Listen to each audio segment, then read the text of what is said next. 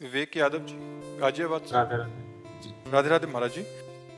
महाराज जी, परीक्षा में कुछ असफलताओं के बाद मन व्यथित रहता है। एक तरफ लगता है कि मैं कहीं अपने साथियों से पीछे छूटता जा रहा हूँ, दूसरी तरफ लगता है अगर सफल नहीं हुआ तो मेरा क्या होगा। महाराज जी, ऐसे में महाराज जी मेरा मार्गदर्शन करें। हाँ बिल्कुल, ये नई अवस्था में ये सोच तो होती है। अगर बच्चा हम एकाग्रता पूर्वक अपने पाठ को, तो हमें लगता है कि फेल कैसे हम हो गए। आपके ग्रंथ इतने बड़े बड़े नहीं, हमारे ग्रंथ इतने मोटे मोटे हैं।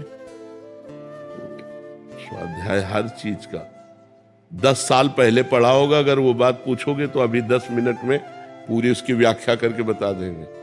अगर आप प्रयासरत हो, प्रयत्नरत हो, तो अपने विषय में असफल कैसे हो जाते हो। या तो आप ब्रह्मचर्यहीन हो रहे हो, इधर उधर प्रपंच कर रहे हो, अपनी पढ़ाई से विमुख आचरण कर रहे हो, मनोरंजन कर रहे हो। नहीं तो बच्चा, अपने चैप्टर को हमें 1 साल दिया जाता है, 1 वर्ष दिया जाता है अपने चैप्टर को कंठस्थ करने के लिए, पुष्ट करने के लिए। कितनी पढ़ाई होगी। बिल्कुल, मतलब जिस विषय में लगो उस विषय में एकदम। तो हम कह रहे हैं तुम्हारा जो चैप्टर है हम उसे कंठस्थ कर सकते हैं। तो हम इतने कमजोर क्यों हैं कि हम फेल हो जाते हैं। अगर ये हो कि भाई टीचर कोई पक्षपात करता है तो बात अलग है, नहीं तो हम फेल क्यों हो जाते हैं। कहीं ना कहीं हम गलत हैं। हम अपनी गलती को सुधारें।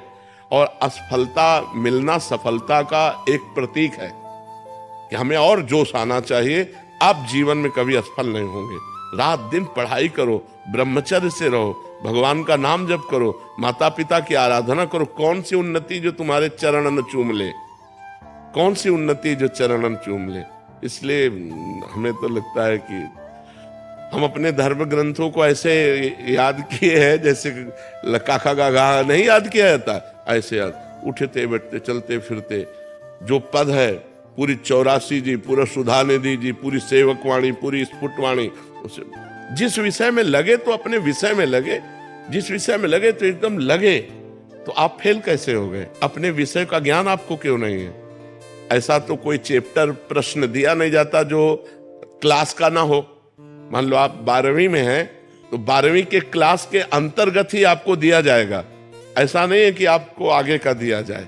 आप जितनी क्लास में पहुंचते जाएंगे योग्यता, उतना ही आपको प्रश्न दिया जाएगा। तो हमको अपने चैप्टर को घुस करके घुन की तरह लगना चाहिए। जैसे गेहूं में घुन लग जाता है ना, पूरा खोखला कर देता है, ऐसे में अपने चैप्टर में लग करके पूरे चैप्टर को अपने माइंड पे बैठा लेना चाहिए। हमारा माइंड बहुत विस्तार से है, अनंत जन्मों के संस्कार भरे हुए हैं। छोटी सी चिप में मन की अनंत जन्मों के, तो ये सब पूरा आपको भर लेना चाहिए। कहीं ना कहीं आप प्रमाद कर रहे हैं, कहीं ना कहीं आप त्रुटि कर रहे हैं, उसको संभालिए। नहीं तो ये निराशा ऐसी बढ़ जाएगी कि जीना मुश्किल हो जाएगा।